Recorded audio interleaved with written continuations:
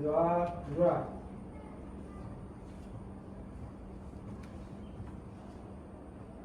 Ya, selesai.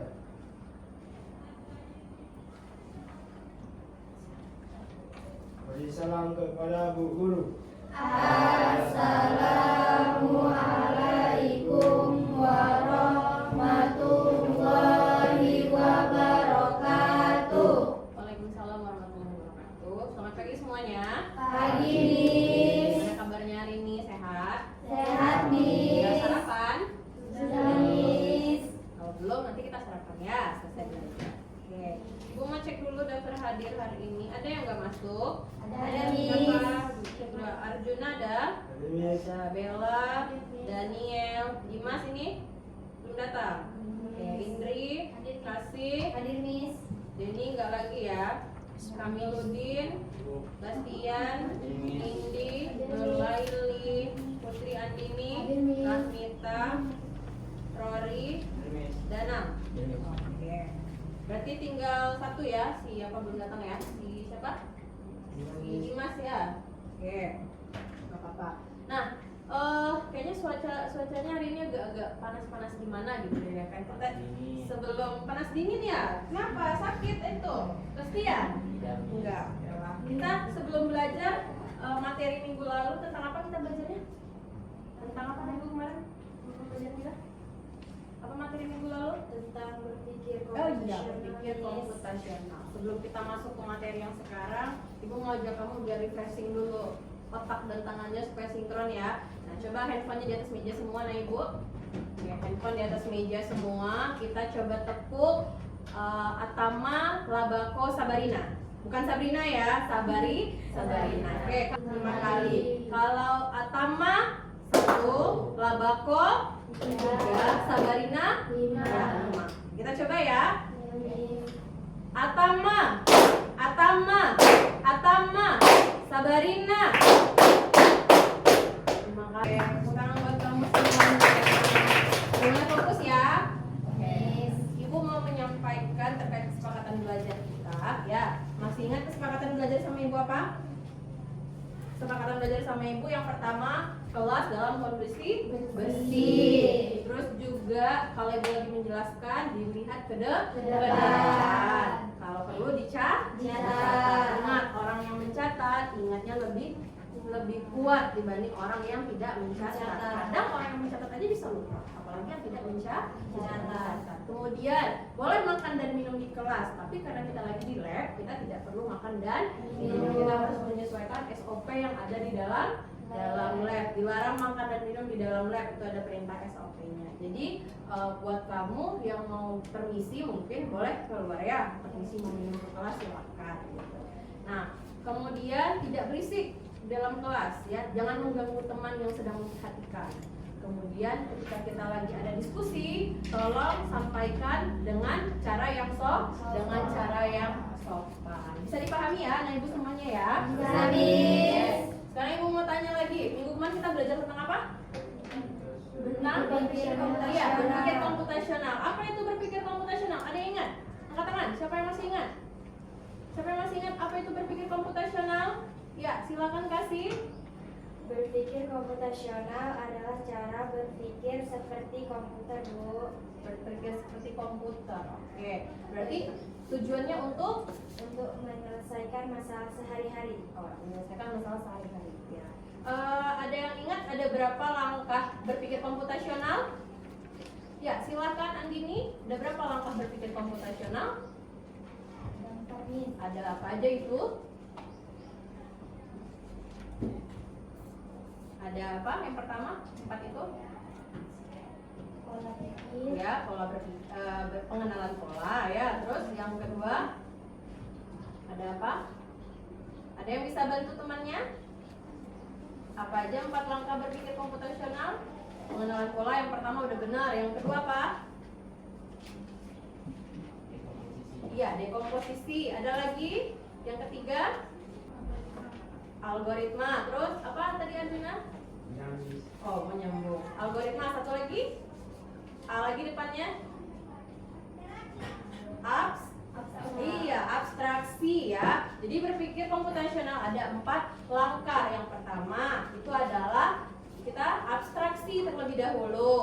kedua ada dekomposisi, yang ketiga algoritma, yang keempat pengenalan pola. Oke, ya. Jangan lupa ya. Nah, oke. Karena kamu bilang tadi berpikir komputasional itu adalah untuk menyelesaikan suatu masalah.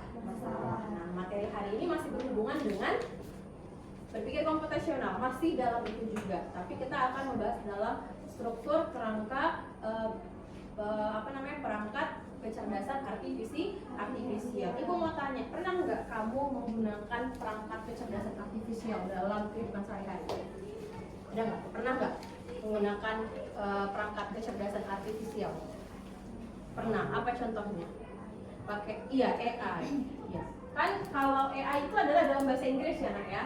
AI itu adalah artificial intelligence. Nah, yang kita singkat dengan AI. Nah, bahasa Indonesianya adalah kecerdasan artifisial atau kita singkat dengan KA. Ada yang pernah pakai si KA atau AI ini dalam belajar? Pakai apa biasanya kalian? Pakai ChatGPT. Selain ChatGPT, bikin apa? Pakai apa lagi? Pakai apa? Bagus hitungnya Daniel. Pakai apa? Pakai Gemini. Bilangnya Gemini. Ya, Gemini. Pakai ChatGPT. Pakai apa lagi tadi? Gemini. Oke, Gemini yang dipakai. Ada lagi selain yang dua ini? Enggak, cuma ini aja yang lebih familiar sama kamu. Oke, ya. Nah, kamu kalau pakai ChatGPT atau Gemini ini dalam buatnya bikinnya tentang apa? Mencari apa di sini? Cari jawaban. Contoh soal yang kamu cari di ChatGPT apa contohnya? Cari tugas apa biasanya?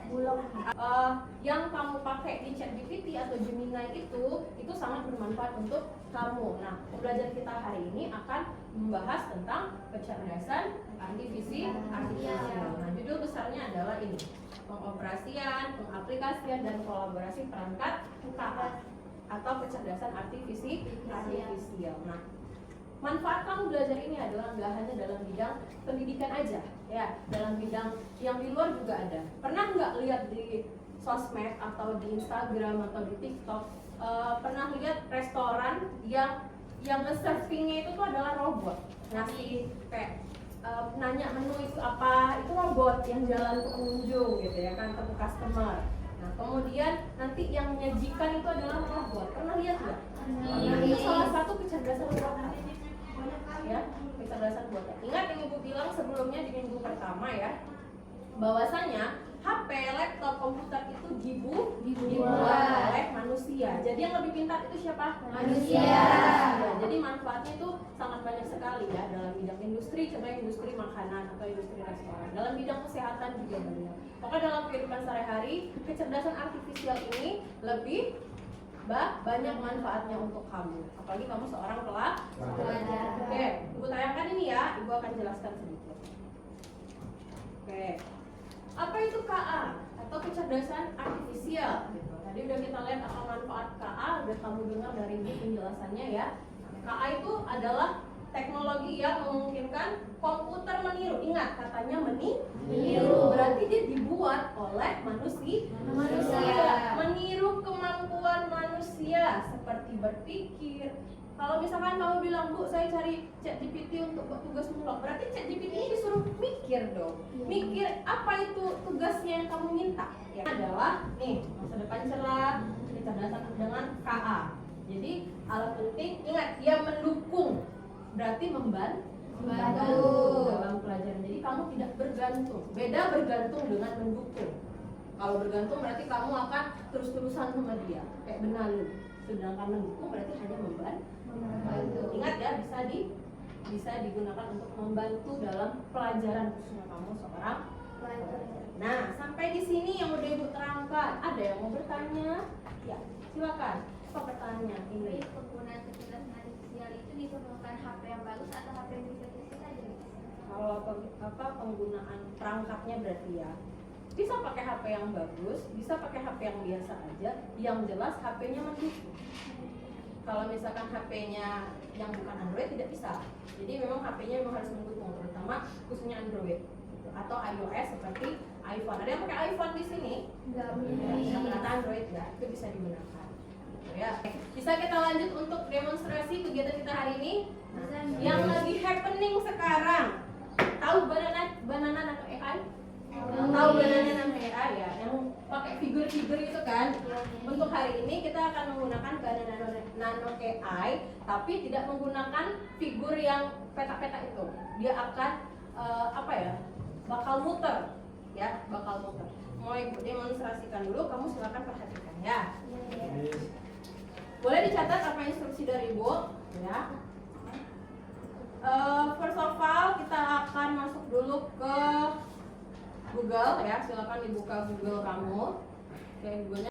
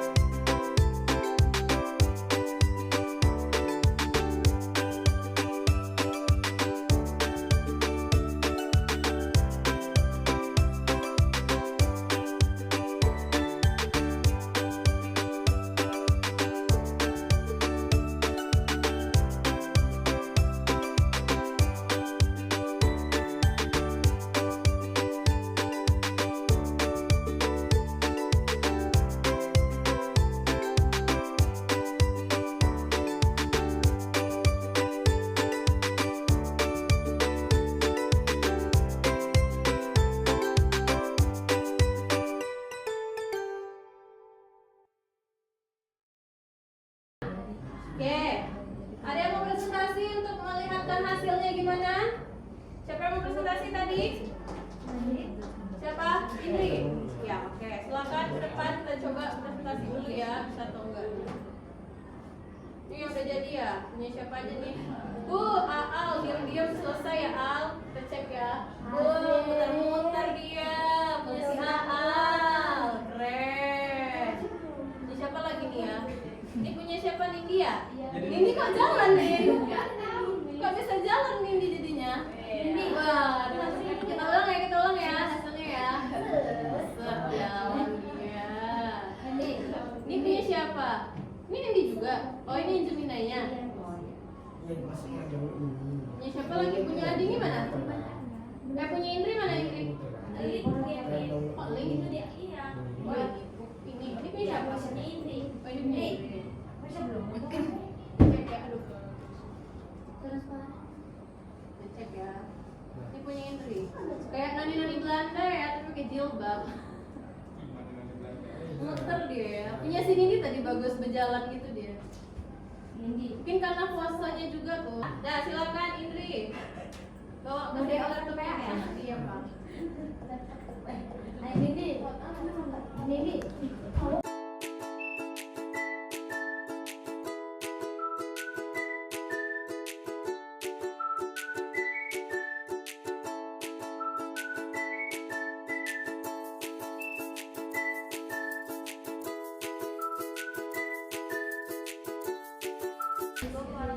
Duduk bang. Waalaikumsalam warahmatullahi wabarakatuh. Perkenalkan nama saya Indri dari kelas 2. Oh ya. Sini. Udah. Kita mau ngapain Indri? Buat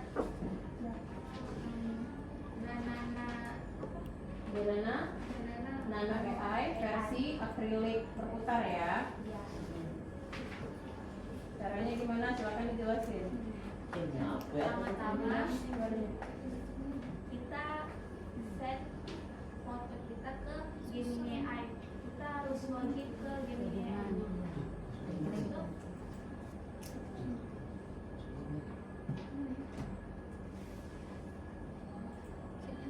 terus kita habis selesai kirim, kita buat deskripsikan kayak buat figur miniatur skala 1/7 berdasarkan foto yang diunggah berdiri di atas etalase alat aktivitas sekarang dengan ketegangan meningkat 960 derajat dengan pencahayaan audio.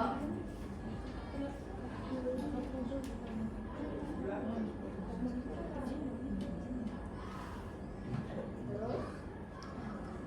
Nah, kan hasilnya sudah di apa kan sudah dikirim dari Gemini AI-nya, lalu kita nomor yang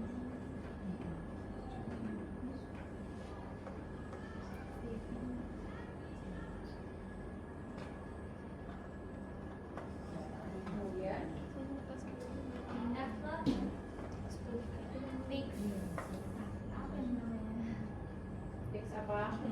fix first. Fix first, jelas ngomongnya. Hasil dari game ini tadi kita buat lagi ke Pixfirst AI, lalu kita membuatkan deskripsi, membuat figur tersebut berputar perlahan 360 derajat seperti dipajang di etalase, lalu rem tangan. Habis itu kita buat export kan. Nah, nanti kita kirim hasilnya seperti ini. Enggak di play. Di play enggak, yang itu aja di play. Ya, itu aja di play.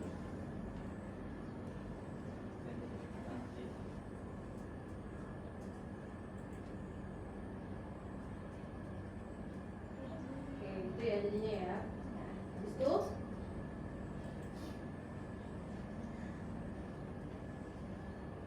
Kalau mau ditambahkan voice note bisa ditambahkan di ucapan.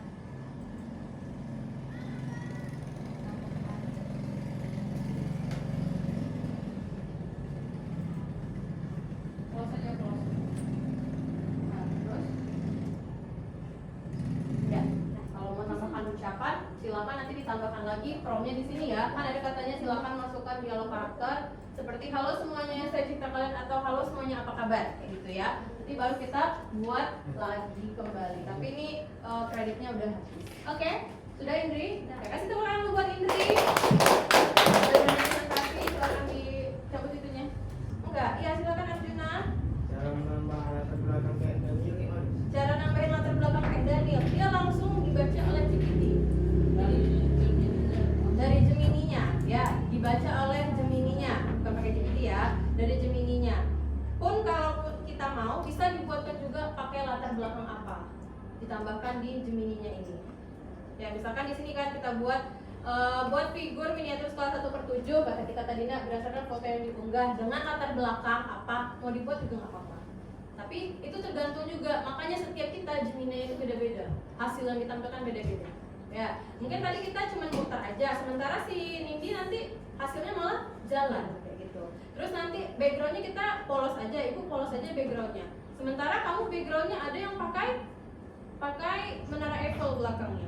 Tadi si Daniel pakai itu, diminta pakai menara Eiffel belakangnya. Jadi kita minta promnya itu pakai menara Eiffel, atau backgroundnya diminta pakai Ka'bah atau gambar taman bunga bisa juga gitu ya. Itu Arjuna ya, tambahkan aja prom di Gemini ini mau pakai apa. Foto yang diunggah berdiri di atas alat akrilik transparan dengan background itu apa maunya Juna, kapal pesiar misalkan, boleh gitu ya, baru nanti dikirim. Sudah nanti kita akan dapat hasilnya. Kalau ibu kan dapat hasilnya gini nih ya, kayak ada apa sih namanya, lambang apa itu gitu ya. Baru nanti kita masukkan ke Pixfirst. Nah, oke, setelah kita demo hari ini, nah ada nggak yang bisa menyimpulkan pembelajaran kita? Ini udah mau habis nih waktunya nih, mau kita pertama ya. Silakan kita mau menyimpulkan apa? Hasil kesimpulan yang kami dapatkan pada kegiatan pembelajaran hari ini adalah kecerdasan artifisial itu sangat banyak macamnya. Gunanya juga banyak dan manfaatnya bisa dirasakan dalam berbagai kehidupan. Gitu ya. Nah, jadi ibu harapkan kesimpulan yang kamu dapatkan ini memang bisa bermanfaat buat kamu, sekaligus juga menambah pengalaman baru ya dalam belajar. Gitu. Nah, terus ada nggak yang kamu rasakan setelah belajar coding? Ini baru kelas 10, baru ini ya belajar coding ya? Di SMP nggak pernah ya? Gimana perasaan kamu habis belajar coding kayak gini nih? Ya. Siapa yang mau ngasih refleksi perasaannya? Iya, Bastian. Saya sangat senang belajar materi dari IMES. Saya tahu cara menggunakan teknologi yang baik, terus memudahkan saya dalam menyelesaikan tugas. Jadi kalau nanti pakai Gemini atau GPT atau yang Pixfirst lainnya udah bisa ya. Nah, jadi nggak hanya mencari tugas aja, tapi bikin pemodelan seperti ini juga udah bisa. Ya, oke. Semoga yang kamu sampaikan itu memang bisa kamu gunakan di kedepan harinya, di kemudian harinya. Nah, nanti untuk pertemuan selanjutnya kita akan bahas tentang chatbot AI ya, chatbot AI yang mana nanti kita akan coba tentang chatbotnya pemesanan hotel atau pemesanan restoran gitu ya, makanan di restoran, atau tentang laundry baju gitu. Itu di pertemuan selanjutnya. Nah, sampai di sini ada yang mau bertanya lagi sebelum ibu tutup? Ada yang mau bertanya lagi sebelum ibu tutup? Ya, oke. Mungkin itu aja dari ibu. Silakan ketua kelas disiapkan untuk doa selesai belajar. Siap, gerak. Untuk mengakhiri pembelajaran hari ini, ada baiknya kita doa dimulai.